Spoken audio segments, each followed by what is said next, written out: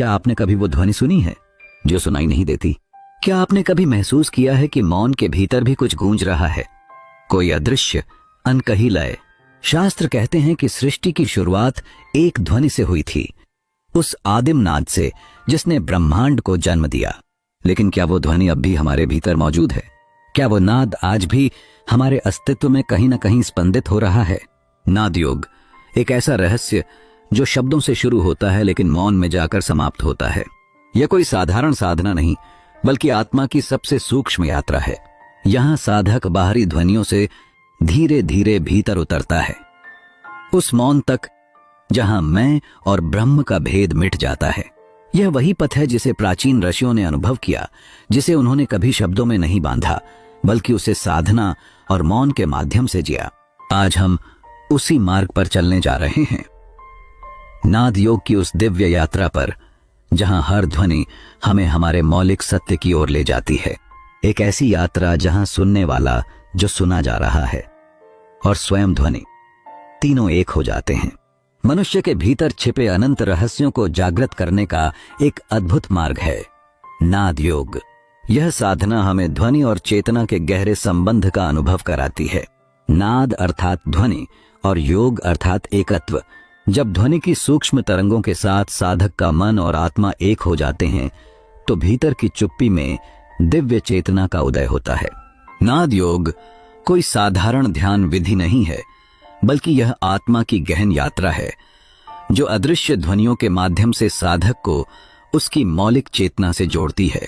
प्राचीन काल से ऋषि मुनियों ने माना है कि संपूर्ण ब्रह्मांड नाद से उत्पन्न हुआ है, एक ऐसी ध्वनि जो बिना किसी वाणी के सृष्टि के हर कण में स्पंदित हो रही है। इसी गूढ़ रहस्य के कारण इसे ध्वनि साधना कहा जाता है, क्योंकि यहां साधक बाहरी शब्दों से नहीं, बल्कि भीतर गूंजती अनाहत ध्वनि से जुड़कर आत्मज्ञान प्राप्त करता है। नाद योग एक ऐसा मार्ग है जो ध्वनि की अदृश्य सीढ़ियों पर चढ़ते हुए साधक को परम सत्य तक ले जाता है। नाद एक छोटा सा शब्द, लेकिन अपने भीतर अनंत रहस्यों को समेटे हुए है। शाब्दिक रूप में नाद का अर्थ है ध्वनि या कंपन, परंतु यह ध्वनि केवल कानों से सुनी जाने वाली आवाज नहीं है। यह वह मूल कंपन है जिससे संपूर्ण सृष्टि की रचना हुई। ऋषियों ने अनुभव किया कि ब्रह्मांड की उत्पत्ति एक आदिम ध्वनि से हुई थी। वह ध्वनि है एयूएम। एयूएम न केवल एक मंत्र है, बल्कि यह उस अनाहत नाद का प्रतीक है जो निरंतर हर जीवित और निर्जीव कण में गूंज रहा है। इस गूढ़ विज्ञान में नाद को दो भागों में समझाया गया है, स्थूल नाद और सूक्ष्म नाद। स्थूल नाद वह है जिसे हम अपने कानों से सुनते हैं, जैसे वाद्य यंत्रों की ध्वनि, प्रकृति की आवाजें या किसी व्यक्ति की वाणी। लेकिन सूक्ष्म नाद वह अदृश्य ध्वनि है जो साधना के गहन क्षणों में भीतर अनुभव होती है। एक ऐसी ध्वनि जो सुनाई नहीं देती, परंतु पूरी चेतना को स्पंदित कर देती है। नाद योग इसी सूक्ष्म ध्वनि की साधना है जो साधक को बाहरी दुनिया के शोर से निकालकर भीतर के गहन मौन की यात्रा पर ले जाती है, जहां आत्मा और ब्रह्मांड एक ही संगीत में लयबद्ध हो जाते हैं। जब हम नाद योग के इतिहास की ओर दृष्टि डालते हैं, तो पाते हैं कि इसकी जड़ें उतनी ही गहरी हैं जितनी कि स्वयं भारतीय अध्यात्म की। प्राचीन काल में जब मानव सभ्यता अभी अपने प्रारंभिक चरण में थी, तभी से ध्वनि को एक दिव्य शक्ति के रूप में देखा गया। हमारे ऋषि मुनियों ने ध्यान, साधना और तपस्या के माध्यम से अनुभव किया कि संपूर्ण ब्रह्मांड की उत्पत्ति एक अदृश्य ध्वनि तरंग से हुई है। इस ध्वनि को वे नाद कहते थे। यही नाद संपूर्ण सृष्टि में विद्यमान है और प्रत्येक जीव के भीतर भी कंपन के रूप में अनवरत चलता रहता है। इसीलिए वेदों में, उपनिषदों में और तंत्र ग्रंथों में नाद का विशेष उल्लेख किया गया है। वेदों में कहा गया है, नाद ब्रह्म, अर्थात नाद ही ब्रह्म का स्वरूप है। ऋषियों ने एयूएम ध्वनि को उस मूल नाद का साकार प्रतीक माना जिससे सृष्टि की रचना हुई। यही कारण है कि वेद पाठ, यज्ञ और अन्य अनुष्ठानों में मंत्रोच्चारण का अत्यधिक महत्व है, क्योंकि वे ध्वनि के माध्यम से चेतना को ऊर्जित करते हैं। तंत्र शास्त्रों में नाद को एक रहस्यमयी ऊर्जा के रूप में देखा गया, जो साधक को जागृति की उच्च अवस्थाओं तक ले जा सकती है। तंत्र साधक नाद के माध्यम से शरीर के सूक्ष्म केंद्रों, चक्रों को जागृत करते थे, जिससे आत्मा का विकास होता था। योग ग्रंथों जैसे हठ योग प्रदीपिका और गेरंड संहिता में भी नाद साधना का विशिष्ट स्थान है। इनमें बताया गया है कि जब साधक ध्यान की गहन अवस्था में प्रवेश करता है तो वह क्रमशः आंतरिक ध्वनियों को सुनने लगता है। पहले झंकार, फिर घंटानाद, फिर मृदंग ध्वनि और अंततः एक अनहद नाद जो अनंत है, असीम है। इतिहास के पन्नों में अनेक महान योगियों के जीवन में भी नाद साधना के प्रमाण मिलते हैं।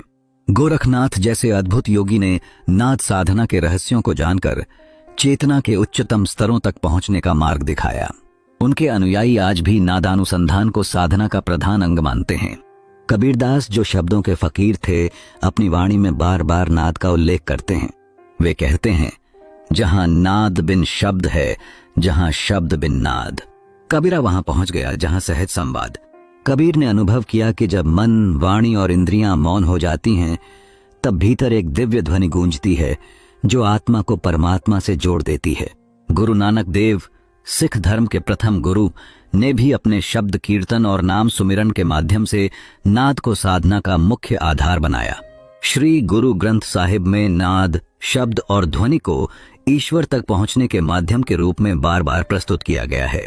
गुरु नानक का मानना था कि जो साधक अंतर्नाद को सुनना सीख जाता है, वह सभी भौतिक बंधनों से मुक्त होकर प्रभु के सच्चे स्वरूप का साक्षात्कार कर सकता है। इस प्रकार हम देखते हैं कि नाद योग केवल एक साधना पद्धति नहीं रही, बल्कि भारतीय आध्यात्मिक परंपरा का प्राण बन गया। यह वह मार्ग है जो ध्वनि के अदृश्य सेतु पर चढ़ते हुए साधक को ईश्वर से परमात्मा तक पहुंचा देता है। आज भी जब कोई साधक नाद योग के मार्ग पर चलता है, तो वह हजारों वर्षों की तपस्या, श्रद्धा और अनुभव की परंपरा का वाहक बनता है। एक ऐसा साधक जो ध्वनि की अनसुनी गहराइयों में उतरकर मोक्ष की ओर बढ़ता है। कल्पना कीजिए, आप एक शांत कक्ष में बैठे हैं, बाहर की सारी आवाजें धीमे धीमे गुम हो रही हैं। अब जो बचा है वह है शुद्ध मौन। लेकिन क्या मौन भी सुनाई देता है? यही प्रश्न हमें नाद योग की अद्भुत यात्रा पर ले चलता है। नाद योग की एक प्राचीन और गूढ़ शाखा है, जिसमें साधक बाहरी ध्वनियों के सहारे धीरे धीरे अपनी चेतना को भीतर की सूक्ष्म ध्वनियों की ओर मोड़ता है। इस यात्रा की शुरुआत बाह्य ध्वनियों से होती है। पत्तों की सरसराहट, नदी की कलकल, हवा की सरगम या एक मृदुल वाद्य की धुन। साधक अपने ध्यान को इन आवाजों पर केंद्रित करता है, बिना उन्हें परखने या विश्लेषण करने की कोशिश किए। धीरे धीरे बाह्य ध्वनियों के साथ जुड़ी हुई मन की हलचल शांत होने लगती है। यहां से एक अद्भुत परिवर्तन शुरू होता है। साधक बाहरी संसार से भीतर की ओर यात्रा करने लगता है। बाह्य ध्वनि अब केवल एक सेतु बन जाती है, भीतर की सूक्ष्म दिव्य ध्वनियों तक पहुंचने का माध्यम। ये सूक्ष्म ध्वनियां कोई साधारण ध्वनियां नहीं होती, ये आत्मा की गुप्त धड़कनें हैं, ब्रह्मांडीय कंपन का अनुभव है।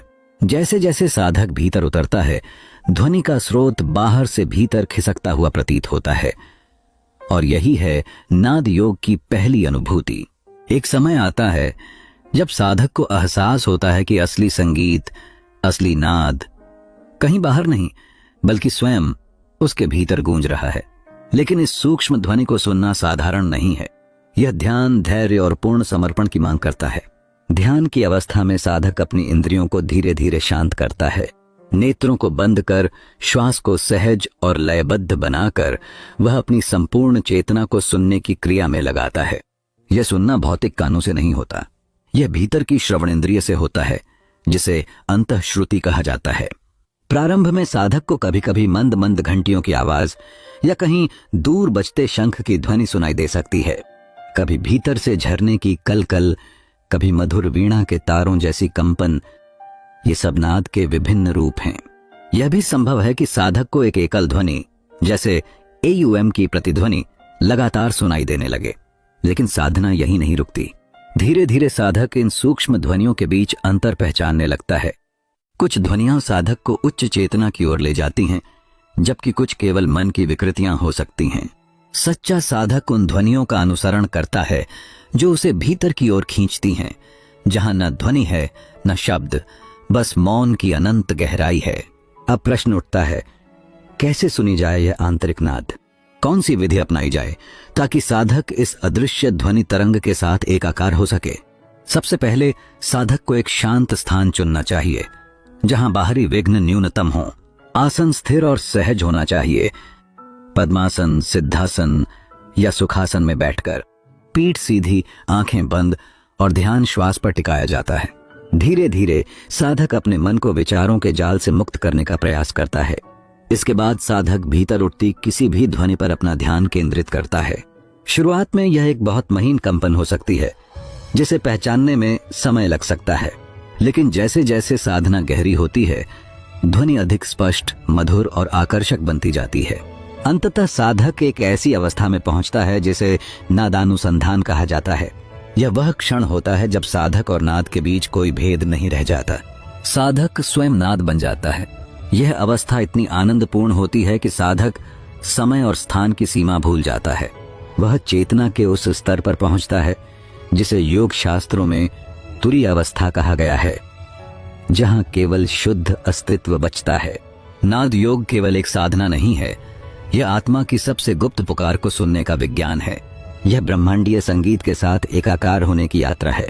यह वह मार्ग है जहां सुनने वाला, सुनाई देने वाला और स्वयं ध्वनि तीनों एक हो जाते हैं, जहां अंततः साधक को ज्ञात होता है कि वह स्वयं ही वह नाद है, सनातन, शाश्वत और अनंत।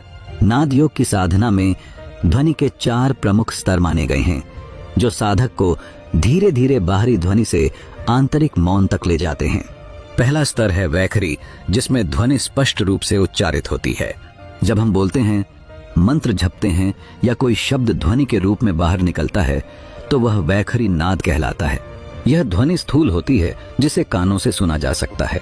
साधक सबसे पहले वैखरी के माध्यम से अपने चित्त को एकाग्र करना सीखता है। इसके बाद आता है दूसरा स्तर जिसे मध्यमा कहते हैं। मध्यमा ध्वनि वह है जो अभी बाहर व्यक्त नहीं हुई है बल्कि मन के भीतर गूंज रही है। यह मानसिक ध्वनि है, जैसे हम अपने मन में मंत्रों का उच्चारण करते हैं लेकिन कोई बाहरी ध्वनि उत्पन्न नहीं होती। मध्यमा का अभ्यास साधक को आंतरिक ध्यान में स्थिरता प्रदान करता है। तीसरा स्तर है पश्यंती, जो देखी जाने वाली ध्वनि है।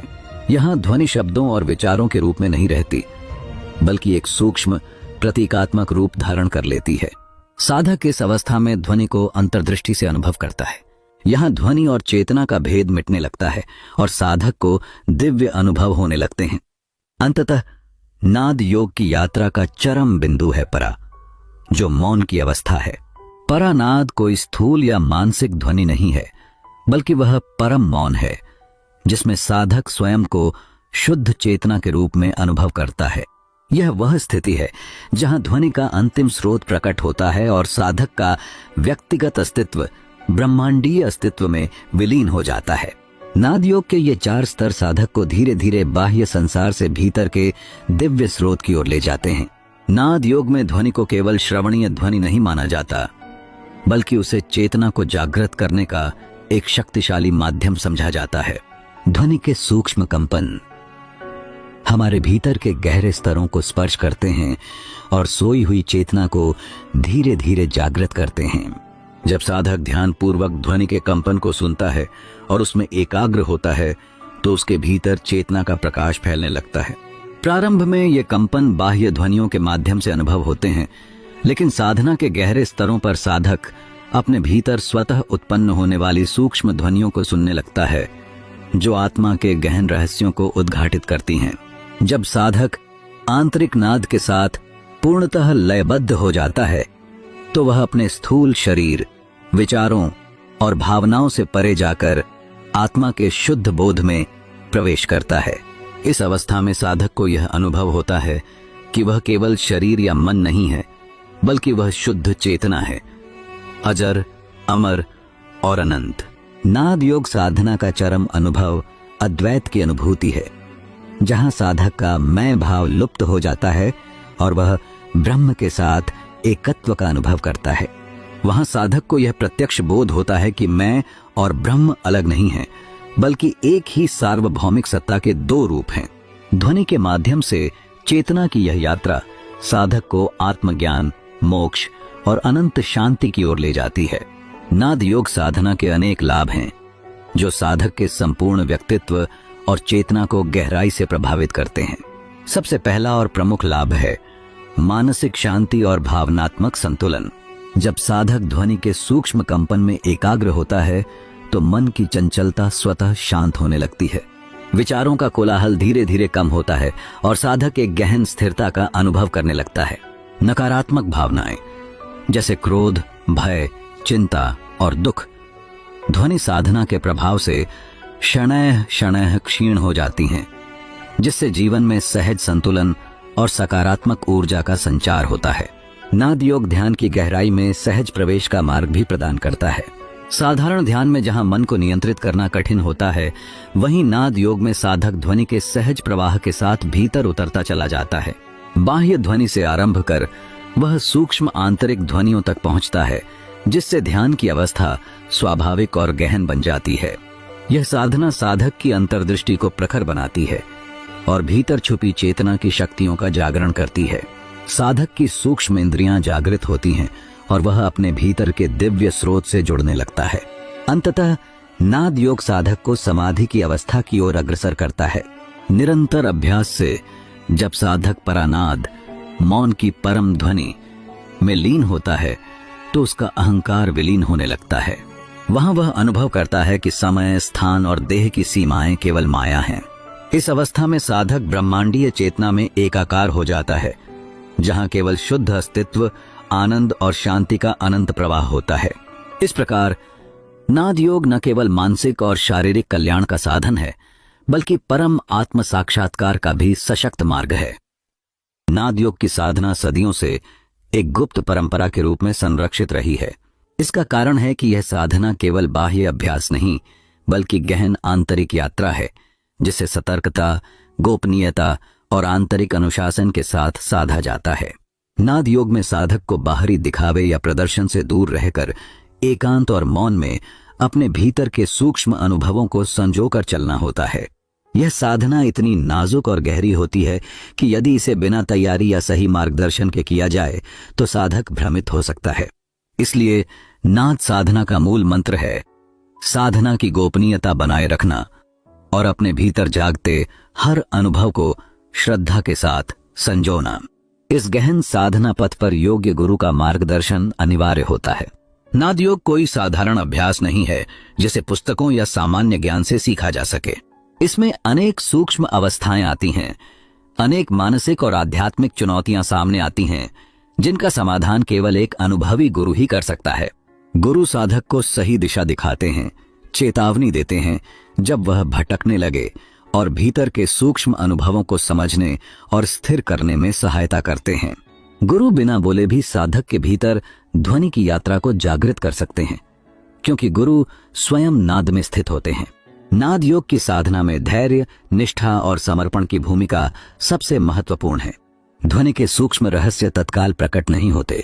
इसके लिए साधक को समय की कसौटी पर खरा उतरना होता है। साधना के प्रारंभिक चरणों में जब साधक को स्पष्ट परिणाम नहीं दिखते, तब धैर्य ही उसे आगे बढ़ाता है। निष्ठा उसे साधना के प्रति अडिग बनाए रखती है और पूर्ण समर्पण से वह अपने अहंकार को छोड़कर नाद में विलीन होने लगता है। केवल वही साधक इस रहस्यमय पथ पर सफलता प्राप्त कर सकता है जो अपनी साधना को पूर्ण प्रेम, श्रद्धा और निर्बाध समर्पण के साथ करता है। नाद योग का गुप्त रहस्य उन्हीं के लिए प्रकट होता है जो धैर्य और श्रद्धा के साथ अपने भीतर की ध्वनि को सुनने का साहस रखते हैं। नाद योग में प्रयोग होने वाली ध्वनियां साधक की चेतना को जागृत करने और उसे उच्चतर आध्यात्मिक अवस्थाओं में ले जाने के लिए विशेष रूप से चुनी जाती हैं। सबसे पहले बीज मंत्रों का उल्लेख आता है। ये छोटे लेकिन अत्यंत शक्तिशाली ध्वनिक सूत्र होते हैं। बीज मंत्र जैसे एयुएम, ह्रीं, श्रीं, क्लीं आदि साधक के भीतर विशिष्ट ऊर्जा केंद्रों, चक्रों को सक्रिय करते हैं और उसकी चेतना को उच्च कंपन पर ले जाते हैं। बीज मंत्र ध्वनि के सूक्ष्म स्तर पर कार्य करते हैं और साधक के भीतर कंपन की ऐसी लहर उत्पन्न करते हैं जो उसे अंतर्मुखी बनाती है। नाद योग में इन बीज मंत्रों का जप न केवल वाचिक बोले जाने वाला होता है, बल्कि धीरे धीरे मानसिक जप में परिवर्तित होता है, जहां शब्दों से परे जाकर केवल उनकी ध्वनि ऊर्जा का अनुभव होता है। स्वर साधना और रागों का भी नाद योग में विशेष स्थान है। भारतीय शास्त्रीय संगीत के स्वर और राग केवल मनोरंजन के साधन नहीं बल्कि साधना के माध्यम हैं। प्राचीन ऋषियों ने पाया कि प्रत्येक स्वर और प्रत्येक राग विशिष्ट भावनाओं और मानसिक अवस्थाओं को जागृत करते हैं। उदाहरण के लिए भैरव राग भय और विनय की भावना को जगाता है, जबकि यमन राग गहन प्रेम और शांति का आह्वान करता है। नाद योगी इन रागों का प्रयोग अपने भीतर की विशिष्ट भावनाओं को शुद्ध करने और चेतना को ऊर्ध्वगामी बनाने के लिए करते हैं। स्वर साधना के माध्यम से साधक अपने भीतर ध्वनि की सूक्ष्म यात्रा आरंभ करता है और धीरे धीरे आंतरिक नाद की ओर बढ़ता है। लेकिन नाद योग की अंतिम और सर्वोच्च साधना मौन साइलेंस है। जब साधक बीज मंत्रों, स्वरों और रागों की यात्रा से गुजर चुका होता है, तब उसे वास्तविक ध्वनि का बोध होता है। वह ध्वनि जो सुनाई नहीं देती, जो केवल अनुभव की जाती है, इसे परानाद कहा जाता है। मौन में प्रवेश करना नाद योग की चरम अवस्था है, जहां साधक सभी बाहरी और आंतरिक ध्वनियों का अतिक्रमण कर ब्रह्मांडीय मौन के साथ एकात्म हो जाता है। यही मौन वास्तविक ध्वनि है, जहां मैं और ब्रह्म के बीच कोई भेद नहीं रह जाता। नाद योग में मौन को साधना स्वयं को शून्य में विलीन कर देने की अंतिम कला है, और यही साधना साधक को परम सत्य की अनुभूति कराती है। नाद योग वास्तव में ध्वनि से मौन तक की एक गहन, सूक्ष्म और दिव्य यात्रा है। यह साधना हमें बताती है कि ध्वनि केवल बाहरी जगत की अनुभूति नहीं है, बल्कि चेतना के भीतर गूंजती एक जीवित वास्तविकता है। नाद योग के माध्यम से साधक बाह्य ध्वनियों से आरंभ करके अंततः उस परम मौन तक पहुंचता है जो समस्त सृष्टि का मूल स्रोत है। इस यात्रा में ध्वनि साधन बनती है और मौन लक्ष्य, एक ऐसा मौन जो निःशब्द होते हुए भी अनंत ऊर्जा और चेतना से परिपूर्ण होता है। नाद योग को आत्मा के अनुभव की सर्वोच्च विधि कहा जा सकता है। जहां अन्य साधनाएं मन और इंद्रियों के संयम पर केंद्रित रहती हैं, वहीं नाद योग सीधे चेतना के मूल स्वभाव को स्पर्श करता है। यह साधना हमें भीतर से सुनना सिखाती है, उस सूक्ष्म नाद को जो हमारे अस्तित्व की गहराइयों में अनवरत प्रवाहित हो रहा है। जब साधक इस आंतरिक नाद में लयबद्ध होता है, तो वह स्वयं को, अपने शुद्ध अस्तित्व को पहचानने लगता है। उससे यह बोध होता है कि वह केवल शरीर या मन नहीं है, बल्कि उस अपरिमेय ब्रह्म चेतना का अंश है जो नाद के रूप में निरंतर स्पंदित हो रही है। हर साधक के भीतर एक अमृत नाद विद्यमान है, वह दिव्य ध्वनि जो जन्म जन्मांतर से हमारी आत्मा में गूंज रही है। नाद योग का मार्ग हमें इसी अमृत नाद का साक्षात्कार कराता है। जब साधक अपने भीतर के इस दिव्य नाद को पहचान लेता है, तो उसे भौतिक और आध्यात्मिक दोनों ही स्तरों पर पूर्णता का अनुभव होता है। वह जान लेता है कि सच्चा सुख, सच्ची शांति और सच्चा अस्तित्व इसी नाद के अनुभव में निहित है। इस प्रकार नाद योग केवल एक साधना नहीं, बल्कि चेतना के पूर्ण जागरण और ब्रह्म के साथ एकत्व की यात्रा है। ध्वनि से मौन और मौन से अनंत की ओर।